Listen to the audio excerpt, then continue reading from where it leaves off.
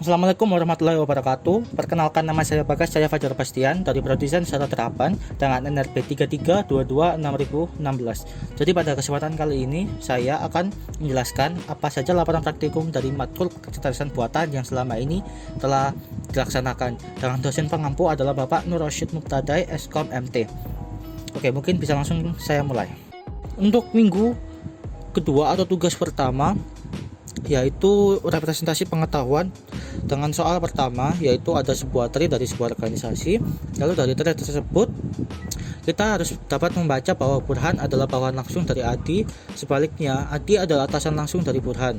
Fahri dan Farah adalah anak buah dari Bahrun, sementara Fahri, Farah, Bahrun, Ferdi, Bisrin secara keseluruhan adalah anak buah dari Burhan.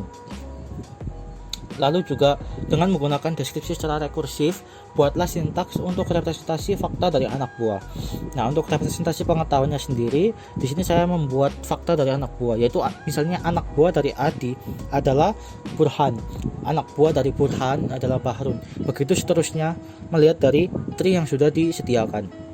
Lalu untuk membuat bawahan langsung, yaitu bawahan langsung dari A adalah B jika anak buah dari A adalah B. Jadi jika anak buah dari jika anak buah dari Bisrin adalah Ferdi, maka bawahan langsung dari Bisrin adalah Ferdi. Lalu untuk atasan langsung, yaitu jika atasan langsung dari A adalah B jika anak buah dari B adalah A. Jadi jika anak buah dari Bahrun adalah Farah, maka atasan langsung dari Farah adalah Bahrun. Nah, untuk anak buah bawahan ini sendiri melihat dari atasan langsung, kebalikan dari atasan langsung. Jadi jika atasan langsung dari Farah adalah Bahrun, maka anak buah bawahan dari Bahrun adalah Farah. Nah, untuk anak buah bawahan yang kedua itu jika atasan langsung anak buah bawahan dari A adalah B jika atasan langsung dari B adalah C dan anak buah bawahan dari A adalah C. Jadi atasan langsung dari Bahrun adalah Burhan dan anak buah bawahan dari Adi adalah Burhan. Jadi anak buah bawahan dari Adi adalah Bahrun. Seperti itu. Begitu juga seterusnya. Nah, dibuktikan dari hasil outputnya di sini, yaitu bawahan langsung dari Burhan adalah Bahrun. Lalu untuk anak buah bawahan dari A adalah B, dengan A adalah Adi dan B adalah Burhan. Burhan adalah sebagai A dan Bahrun sebagai B. Lalu di sini ada Adi sebagai A dan Bisrin sebagai B. Hingga habis. Nah, untuk soal yang kedua yaitu dibuat pohon keluarga. Lalu dari situ buatlah suatu program dalam bahasa prolog yang menyatakan predikat dari anak, perempuan, serta laki-laki. Kemudian dari predikat ini buatlah relasi orang tua, saudara laki-laki, saudara perempuan, paman, bibi, kakek, dan nenek. Nah, untuk representasi pengetahuannya sendiri, yaitu di sini yang pertama ada anak. Jadi anak dari Anto adalah Ita, anak dari Anto adalah Budi, anak dari Anto adalah Ida, begitu pula seterusnya hingga anak dari Rudi adalah Rita. Lalu untuk membuat putri, yaitu melihat dari namanya, kita lihat sekiranya siapa saja yang memiliki nama seperti perempuan.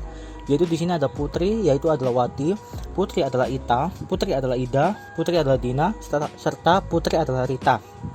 Untuk laki-lakinya sendiri, yaitu jika kebalikan dari putri maka tambah. Jadi misalnya di sini adalah Wati, Ita, Ida, Dina, Rita, maka diambil yang sebaliknya, yaitu Anto, Budi, lalu ada Denny, Hadi, dan seterusnya. Nah, lalu untuk orang tuanya sendiri, yaitu jika orang tua dari B adalah A, jika anak dari A adalah B. Jadi misalnya anak dari Anto adalah Ita, maka orang tua dari Ita adalah Anto. Sedangkan untuk ayah dari A adalah B, dengan syarat jika orang tua dari A adalah B dan B adalah seorang laki-laki. Nah, di sini jika orang tua dari Hadi adalah Denny, maka ayah dari ayah dari Hadi adalah Denny, seperti itu. Lalu untuk ibu yaitu kebalikannya, dimana jika orang tua A adalah B maka B adalah putri. Seperti itu. Lalu untuk saudara laki-laki dari S adalah SL jika ayah dari S adalah A, lalu ayah dari SL adalah A dengan laki-laki dan SL adalah laki-laki, lalu tidak boleh sama, yaitu S dari S tidak boleh sama dengan SL. Lalu saudara perempuan yang membedakan hanyalah ibu. Ibu dari S adalah B, ibu dari SP adalah B, dan harus putri. Juga S tidak boleh sama dengan SP. Lalu untuk paman, dari paman ini, paman dari A adalah B jika orang tua dari A adalah C, dan saudara laki-laki dari C adalah B. Dengan B tidak boleh sama dengan C. Lalu untuk bibi juga sama, yang membedakan di sini hanyalah saudara laki-laki diganti dengan saudara perempuan. Untuk kakek, yaitu kakek dari A adalah K. Dan jika orang tua dari A adalah B, lalu ayah dari B adalah K. Sedangkan yang nenek, yang membedakan itu hanyalah di ayah diganti dengan ibu. Seperti itu. Nah, di sini bisa dilihat dari hasil outputnya, anak dari X adalah Y, dan ditampilkan bahwa anak dari Anto adalah Ita. Begitu juga seterusnya. Lalu untuk ayah dari Ita adalah Anto, ayah dari Budi adalah Anto, ayah dari Ida adalah Anto. Begitu juga seterusnya. Lalu untuk ibu dari Ita adalah Wati, ibu dari Budi adalah Wati. Begitu juga seterusnya. Lalu untuk saudara lakinya sendiri, saudara laki-laki dari Ita adalah Budi, saudara laki-laki dari Ida adalah Budi, saudara laki-laki dari Ita adalah Andi. Lalu untuk saudara perempuan dari Ita adalah Ida, saudara perempuan dari Budi adalah Ita. Begitu juga seterusnya. Dan ini hanya saudara kandung. Lalu untuk paman dari Hadi adalah Budi. Lalu untuk bibi, ya, di sini bisa dilihat bibi dari Hadi adalah Ida. Untuk kakek dari Hadi adalah Anto. Untuk nenek, di sini contohnya nenek dari Hadi adalah Wati. Seperti itu. Untuk tugas kedua minggu ketiga dari matkul kecerdasan buatan, yaitu reasoning, semantic network, dan frame. Di sini yang pertama adalah knowledge representation dari Markus. Yaitu yang pertama adalah Markus adalah seorang laki-laki. Markus adalah seorang Pompeian. Lalu Markus lahir di tahun 40 setelah Masehi. Lalu semua laki-laki adalah seorang mortal. Dan semua Pompeian meninggal ketika ledakan erupsi di tahun 79 setelah Masehi. Tidak ada mortal yang berumur lebih dari 150 tahun dan sekarang berada di tahun 2002 setelah Masehi.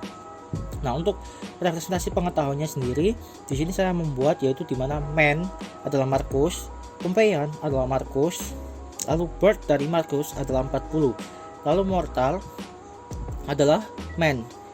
Di sini juga saya membuat year tahun sekarang yaitu tahun 2022 dan membuat umur dari X adalah age, di mana kelahiran dari X adalah birth, yang dimana year adalah Y, lalu age adalah Y dikurangi dari birth, seperti itu.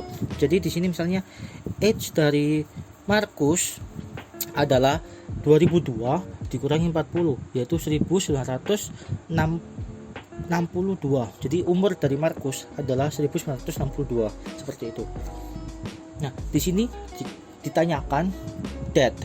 Ada dua kondisi death di sini, yaitu yang pertama ada death jika mortal, lalu umur dari X lebih dari 150 tahun.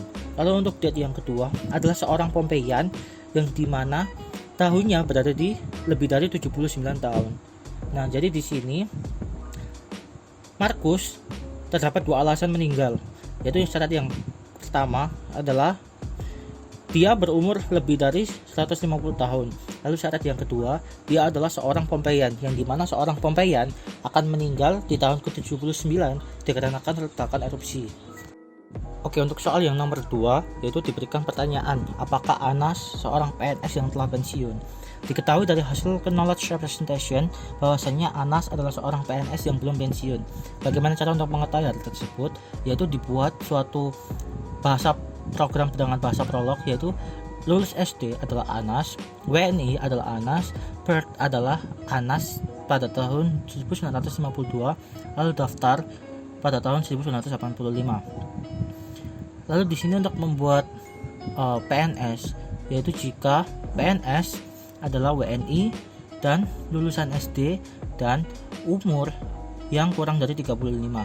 Nah, untuk umur 1 ini yaitu jika umur dari X adalah age, di mana birth dari kelahiran dari X adalah birth, dan daftar adalah Y, dan age adalah Y dikurangi dengan birth, di mana Y ini adalah daftar. Jadi daftar dikurangi umur dari kelahirannya untuk menentukan apakah dia seorang PNS. Lalu jika iya, maka di sini ada pensiun, yaitu pensiun adalah jika PNS lalu memiliki umur yang lebih dari 60. Nah, dari hal tersebut diketahui Anas adalah seorang PNS dikarenakan umurnya saat daftar saat itu adalah 33 tahun, seorang WNI dan juga lulusan SD. Lalu untuk syarat pensiunnya sendiri, dia harus seorang PNS yang berumur lebih dari 60 tahun. Nah, pada tahun tersebut, yaitu tahun 2005, Anas berumur 53 tahun, sehingga Anas ini belum pensiun.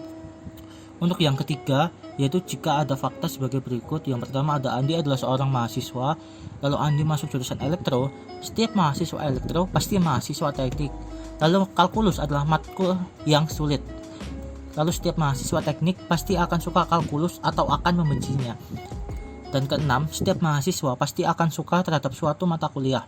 Yang ketujuh, mahasiswa yang tidak pernah hadir pada mata kuliah sulit, maka mereka pasti tidak suka terhadap mata kuliah tersebut. Andi tidak pernah hadir pada mata kuliah kalkulus. Nah, dari hal tersebut terdapat 2 pertanyaan, yaitu yang pertama, buat representasi dengan menggunakan prolog. Lalu yang kedua, tanyakan apakah Andi menyukai mata kuliah kalkulus. Nah, untuk representasi pengetahuannya sendiri, yaitu di sini ada mahasiswa adalah Andi, elektro adalah Andi, di mana teknik adalah elektro, lalu sulit adalah kalkulus, tidak hadir Andi adalah kalkulus. Jadi Andi tidak hadir ke dalam mata kuliah kalkulus. Lalu untuk benci matkul dari X adalah Y, jika sulit adalah Y dan tidak hadir X adalah Y. Jadi jika X tidak hadir, maka itu termasuk mata kuliah yang sulit, sehingga X benci mata kuliah dari Y.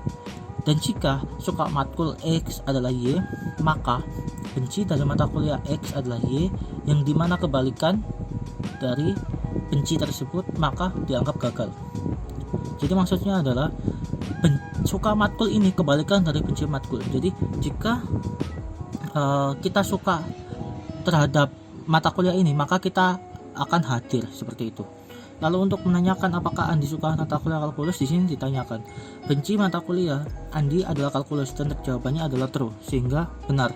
Lalu untuk suka Andi suka kalkulus apakah tidak? Dan jawabannya adalah false, sehingga Andi tidak suka mata kuliah kalkulus, seperti itu. Untuk yang keempat ada pertanyaan, yaitu pada suatu pulau terdapat 2 tipe manusia, yaitu tipe vegetarian dan kanibal. Suatu hari 2 vegetarian dan 2 kanibal berada di pinggir kiri sungai. Di sisi mereka terdapat kapal yang dapat menampung maksimum 2 orang. Tujuan dari teka-teki ini adalah untuk mencari cara bagaimana mengangkut semua vegetarian dan kanibal ke sisi kanan sungai.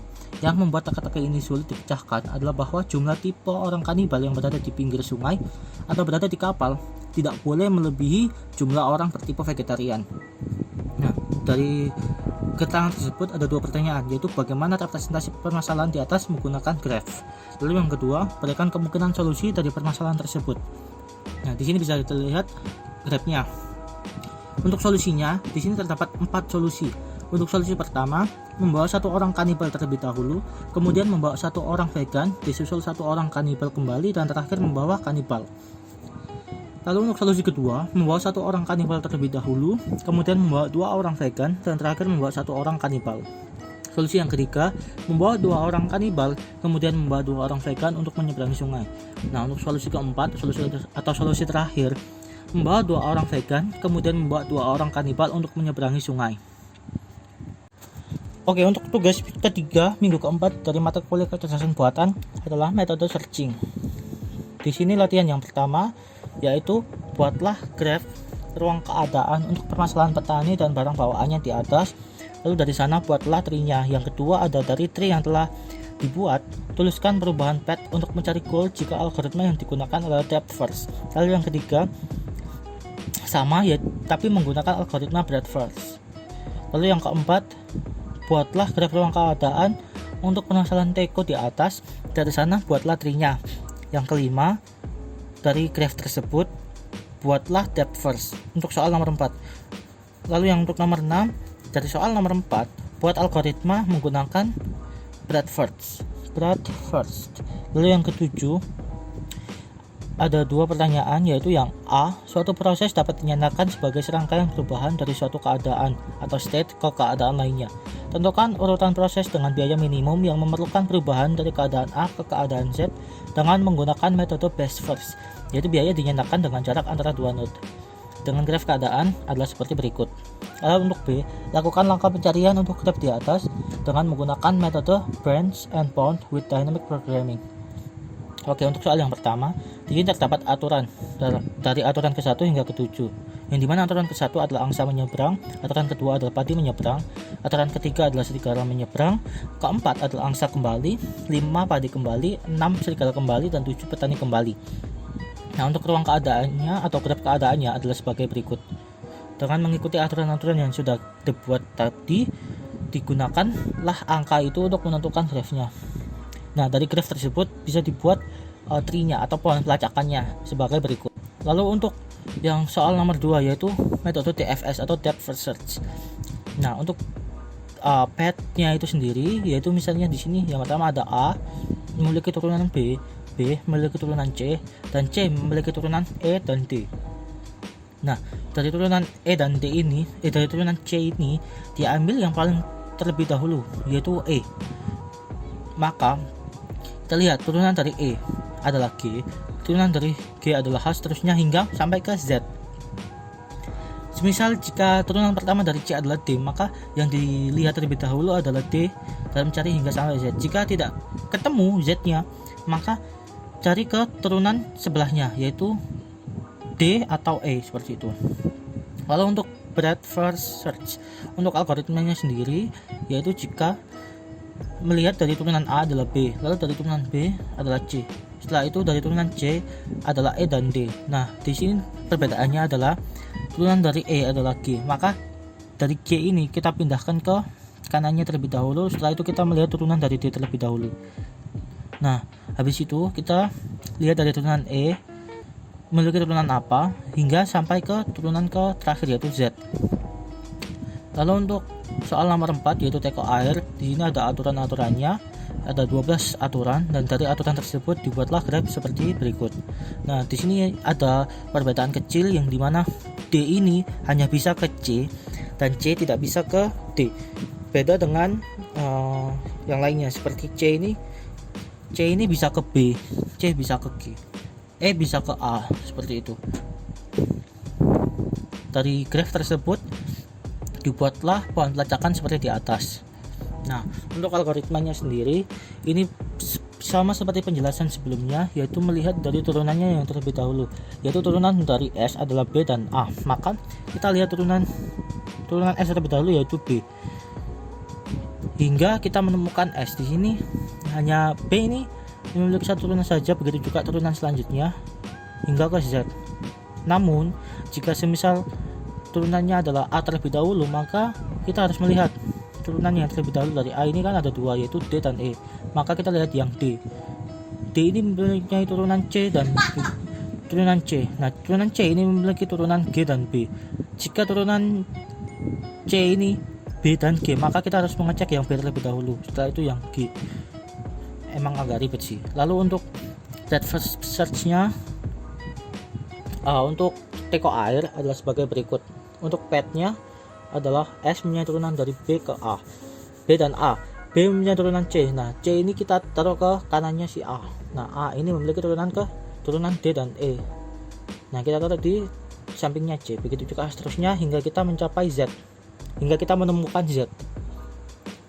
Lalu untuk tree dari soal ke-7 yang A adalah sebagai berikut. Untuk yang A, yaitu metode best first search, maka kita cari dengan nilai node yang paling kecil. Di sini turunan dari A adalah B dan C, di mana A ke B adalah 3, A ke C adalah 5. Maka kita ambil yang 3. Setelah itu dari turunan B ada C dan D, yang dimana pada turunan C ini ada 6 dan B ini ada 4. Maka kita ambil yang 4. Lalu kita tambah. Begitu juga seterusnya, kita hanya mencari yang paling kecil sehingga kita dapatkan yang paling kecil, yaitu dengan urutan A, B, D, F, Z dengan total adalah 12. Nah, untuk branch and bound with dynamic programming method itu hampir sama, yaitu melihat dari nilai yang paling kecil, node yang paling kecil, dan di sini diketahui ada 2 rute, yaitu A, B, D, F, Z dan A, C, E, G, Z. Oke, untuk tugas keempat minggu ke-7 dari mata kuliah kecerdasan buatan adalah menggunakan program bahasa Python dari metode searching, breadth first search dan depth first search. Oke, untuk tree-nya saya ambil dari contoh PPT yang ada dari minggu ke-4. Ya. Nah, di sini yang membedakan adalah saya tambahkan angka 1, 2 dan 3 untuk setiap angka yang telah ada. Jadi misalnya ada B, maka B selanjutnya adalah B1, B selanjutnya lagi adalah B2, begitu juga seterusnya. Nah, untuk tree-nya dalam program sendiri, yaitu jika S memiliki list adalah turunannya, yaitu A dan B. Lalu jika S ini tidak memiliki turunan, maka isi dari list S adalah S itu sendiri, seperti itu. Jadi di sini ada kan Z3, yaitu tidak memiliki turunan, maka Z3 adalah memiliki list Z3 itu sendiri. Seperti itu untuk tree-nya. Lalu untuk metode depth first search-nya sendiri, yaitu membuat variabel awal bernama visited yang berguna merubah isi dari variabel tersebut menjadi tipe data berupa set. Kemudian membuat fungsi bernama TFS yang berisi 3 parameter, yaitu variabel visited, tree yang sebelumnya telah dibuat, dan node yang berupa output dari kode ke depannya. Hal pertama yang dilakukan dari fungsi tersebut adalah dilakukan pengecekan menggunakan conditional statement. Apakah isi variabel node tidak berada di variabel visited? Jika iya, maka cetak variabel node dan tambahkan variabel visited dari isi variabel node. Kemudian dilanjut membuat perulangan, di mana untuk setiap neighbor yang berada pada node dalam tree, maka panggil fungsi TFS dengan parameter nilai visited, tree, dan neighbor. Terakhir, cetak hasil dari TFS dengan memanggil fungsi TFS dengan isi parameter adalah visited untuk visited, tree untuk tree, dan S untuk node. Lalu untuk metode BFS atau breadth first search-nya adalah membuat variabel visited dan Q yang berguna untuk menandai simpul yang sudah dikunjungi dan simpul yang akan dikunjungi berikutnya dalam algoritma ini. Nah, fungsi BFS ini menerima 3 parameter, yaitu visited untuk memantau simpul yang sudah dikunjungi, lalu ada tree yang mempresentasikan graph atau pohon, dan node yang menentukan simpul awal yang telah dilintasi, yang akan dilintasi. Pada awal fungsi, simpul awal node akan ditambahkan ke visited dan Q. Selanjutnya, selama Q tidak kosong, simpul pertama dari Q akan diambil dan disimpan ke dalam variabel M. Kemudian simpul M akan dicetak dan dilakukan iterasi untuk setiap simpul tetangga dari M. Jika simpul tetangga belum pernah dikunjungi, maka simpul tersebut akan ditambahkan ke visited dan Q. Setelah iterasi selesai, hasil dari traversal BFS akan dicetak. Nah, fungsi BFS dipanggil dengan parameter visited, tree, dan simpul awal S untuk melakukan lintasan breadth first search pada pohon yang direpresentasikan oleh variabel tree. Seperti itu. Nah, di sini untuk hasilnya sendiri dari DFS adalah S, A, B1, C1, E1 sampai ke Z1. Nah, D3 sampai F2 ini tidak usah kita hiraukan saja, karena kita hanya mencari hingga ke Z yang pertama, yaitu Z yang pertama kali kita temukan. Lalu untuk BFS ini juga sama, kita hanya melihat hingga kita menemukan Z, yaitu di mana di sebelah F1. Nah, jadi di A2 hingga Z3 ini kita hiraukan saja. Oke, untuk tugas minggu ke-8 dari mata kuliah kecerdasan buatan, yaitu ada game name dengan 11 lidi, di mana dengan syarat kita membuat syaratnya sendiri. Oke, pada pertama dari min level 0 terdapat batang dengan jumlah sebanyak 11. Dari hal tersebut dilakukan pembagian menjadi dua bagian, yaitu misalnya 11 jadi 10 1. Dengan syarat itu pembagiannya tidak boleh dengan nilai yang sama. Jadi semisal pada max level 1 ini dibagi menjadi 10 1 9 2 8 3 7 4 6 5, dan tidak boleh menjadi semisal 5 5 1, itu tidak boleh. Kemudian dari pecahan tersebut dari max level 1 kemudian dipecah menjadi 3 bagian pada max level 2 dan seterusnya hingga tidak bisa dipecah lagi, yaitu terdapat pada max level 9.